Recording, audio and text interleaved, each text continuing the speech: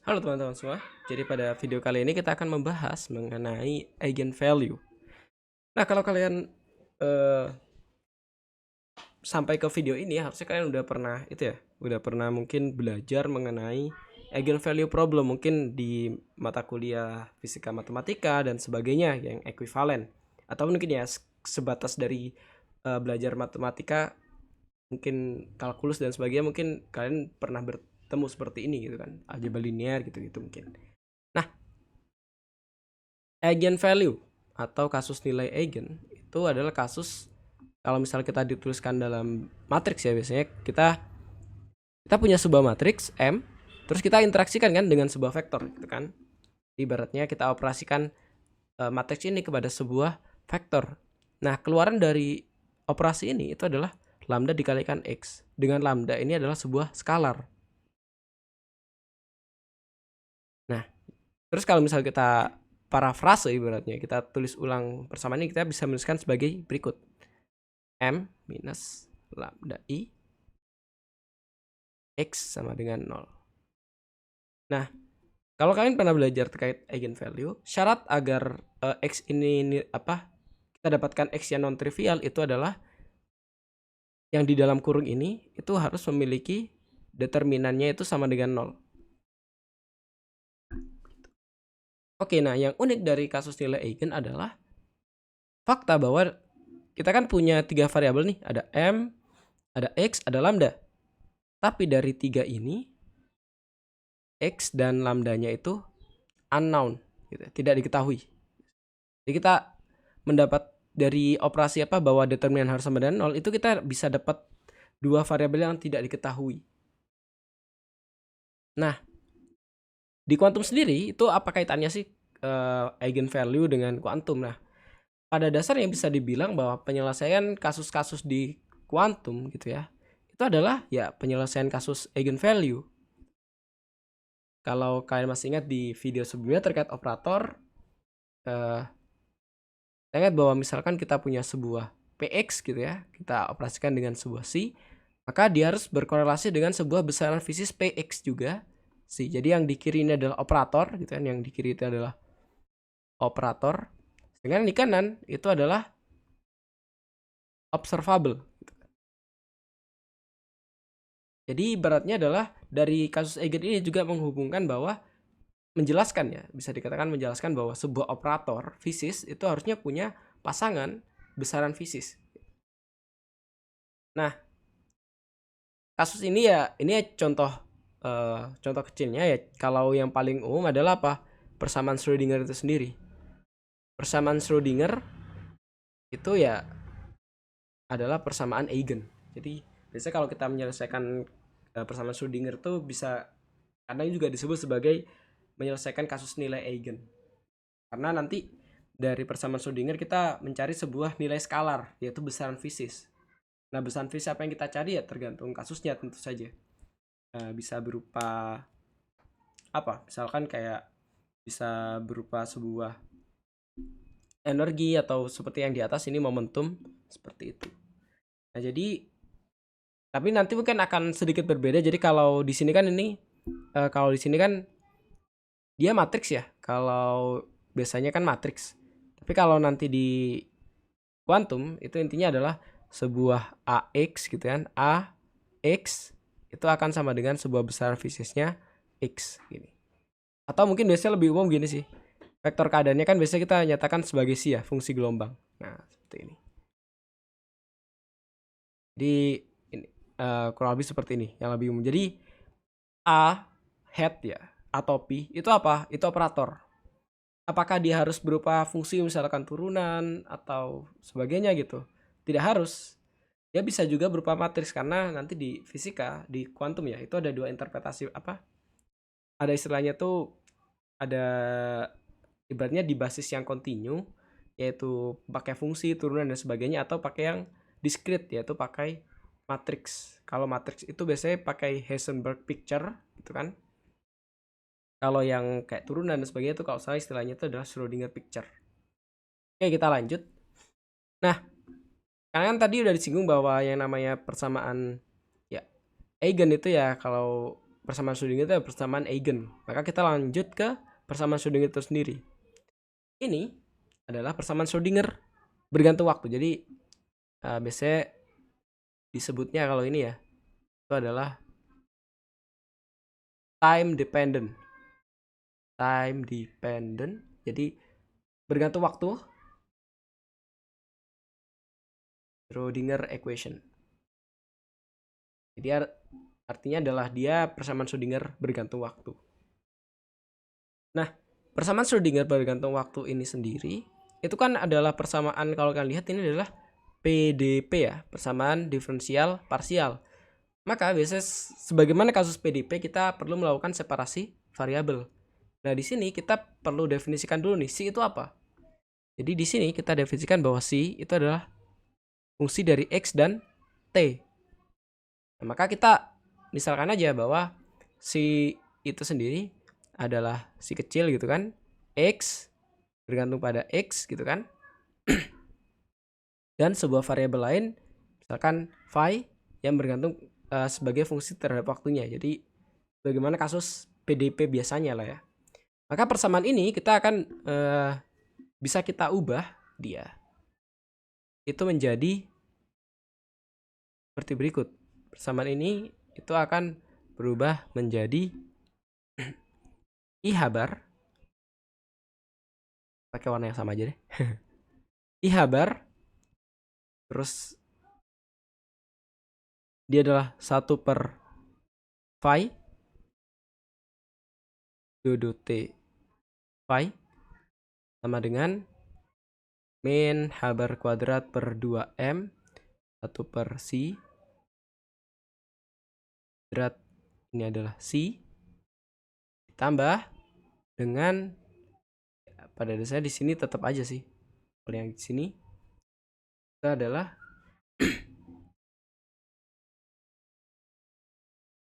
C.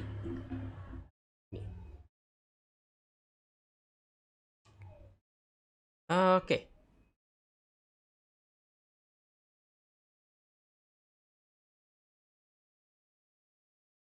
Nah, kalau kita misalkan abaikan dulu yang keberadaan VR di sini, ya kalau kita abaikan VR di oke lah, kita biarkan dulu VR. Tapi kalau kalian lihat ini kan kita udah terjadi separasi variabel ya. Kita sudah melakukan separasi variabel. Sehingga sekarang yang perlu kita lakukan apa?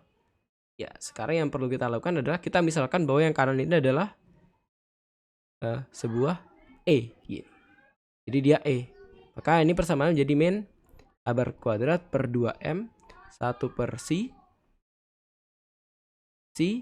ditambah PR. Terus maka kita dapatkan ini akan menjadi min habar kuadrat per 2M C ditambah PR C sama dengan E C. Oh iya, di sini kalian mungkin agak bingung kenapa ini R ini X. Pada dasarnya yang dimaksud R di sini adalah bergantung ruang gitu ya. Kalau mau bisa juga kita selaraskan dia diganti dengan X semuanya aja agar lebih selaras. Oke. Nah, persamaan yang ini yang kalian lihat di sini kita menyebutnya dengan, kalau yang di atas itu adalah time dependent, maka yang di sini itu adalah time independent. Jadi persamaan Schrödinger yang tidak bergantung waktu. Time independent Schrödinger equation. Nah, biasanya juga makanya kalau biasanya kita singkat yang sebelah kiri ini itu kita bisa tuliskan sebagai sebuah operator gitu. Dia menjadi operator H gitu. H C sama dengan E C. Nah, terlihat jelas kan bahwa kasus ini adalah kasus apa? Ya, kasus nilai eigen gitu kan. Kasus nilai eigen. Tentu nanti sekali lagi ya, bagaimana kita menyelesaikannya tentu akan beda dengan tergantung kita pakai picture yang mana gitu. Kalau pakai matriks gitu ya, kalau pakai representasi matriks, maka nanti penyelesaiannya seperti biasa aja, bahwa H minus E I ini seperti ini, C itu harus sama dengan 0. Ini kan kalau kita pakai matriks. Tapi kalau nanti misal pakai di ranah continue ya, continue maksudnya atau function gitu ya, atau fungsi yang misalkan bisa diturunkan, maka nanti H di sini itu tentu penyelesaiannya adalah pakai PDB. Pakai PDB. Atau bisa juga kadang kalau 3 dimensi itu nanti akan pakai PDP. PDB atau PDP. Persamaan diferensial biasa atau persamaan diferensial parsial. Nah, yang ditunjukkan sebelumnya ini memang pakai interpretasinya atau direpresentasinya itu adalah continue.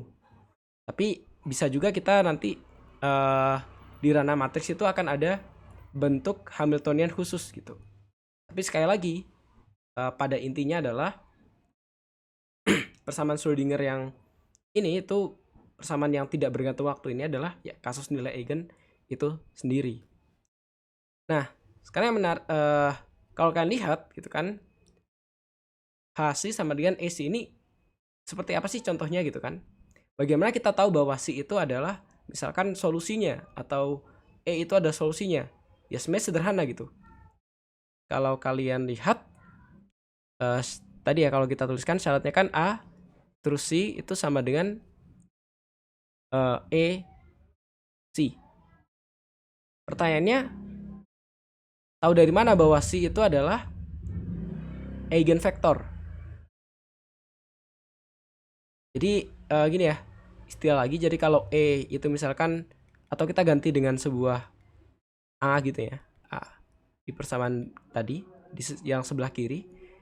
Kalau C itu adalah eigenvektor, kalau A itu adalah istilahnya eigenvalue. Jadi nilai eigennya itu yang A gitu. Nah, sedangkan kalau yang nilai C-nya itu adalah eigenvektor. Nah, kan tadi tuh ada eigenvektor, ada eigenvalue. Maka secara prinsip sebenarnya gini aja sih gampangnya ya. Nah, coba kalian operasikan dulu A ini ke C. Ini terus coba lihat apakah nanti bakal muncul lagi C-nya. Nah, kalau C-nya ini bisa muncul lagi gitu kan, berarti besar kemungkinan berarti dia adalah eigenvektor gitu aja sebenarnya. Eigenvektor. Contoh ya, contoh. Ini contoh gampang gitu ya.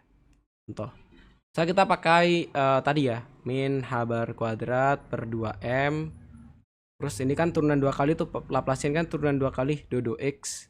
Ini kan misalkan operatornya gitu. Ini operatornya. Ini operator. Terus kita punya tebakan misalkan sin-nya seperti ini. Misalkan sin AX. Nah, maka kita operasikan aja langsung. Berarti kita cek min h bar kuadrat per 2m do kuadrat do x kuadrat. Terus kita masukkan sin AX gini kan. Artinya kalau kita turunkan 2 kali kan menjadi ini tetap min per 2m. Ini kita turunkan 2 kali berarti kita dapat berarti A kuadrat gitu kan. Terus turunan 2 kali dari sinnya sendiri berarti menjadi min sin ya. Min sin AX. Ini kan. Sehingga ini menjadi min A kuadrat H bar kuadrat per 2M. Min ketemu min ya, berarti plus ini, sorry. Plus. Nah, ini menjadi sin AX. Nah, kalau kita bandingkan dengan yang ini kan, kalau misal kita sebut ini adalah operatornya H gitu kan, berarti menjadikan H terus ini adalah C, ini adalah A kuadrat H bar kuadrat per 2M gini kan. Terus di sini adalah apa? C juga kan? Nah, berarti secara prinsip apa? Ya berarti kita bisa bilang sin AX itu adalah vektor eigen dari H. Itu aja sebenarnya. Jadi kalau mau ngecek apakah ini vektor eigen apa bukan gitu kan? Ya udah. Operasikan 2 kali terus ternyata dia muncul lagi tuh sinnya. Nah, maka berarti ya bisa dibilang berarti sin ini adalah vektor eigen dari H ini. Tuh. Yap. Kurang lebih seperti itu aja sih sebenarnya. Jadi nanti akan ada banyak kasus. Jadi kalau kasus yang sering kita sering mungkin ditinjau gitu ya, kasus-kasus gitu ya. Kasus-kasus biasanya diawali dari satu dimensi. Jadi kita akan menggunakan aplikasi ini kan. Kasus dimensi misalkan partikel dalam kotak atau partikel in the box. Kemudian apalagi ya, potential step gitu-gitu, potential step. Kemudian apa lagi? Potential barrier misalkan. Nah, semua ini itu nanti penyelesaiannya menggunakan apa? Ya pakai kasus kuantum gitu, pakai kasus nilai eigen ini, pencarian solusi nilai eigen ini. Seperti itu. Oke, baik. Itu aja video kali ini. Semoga bermanfaat dan semoga bisa dipahami oleh kalian semua. Sampai jumpa.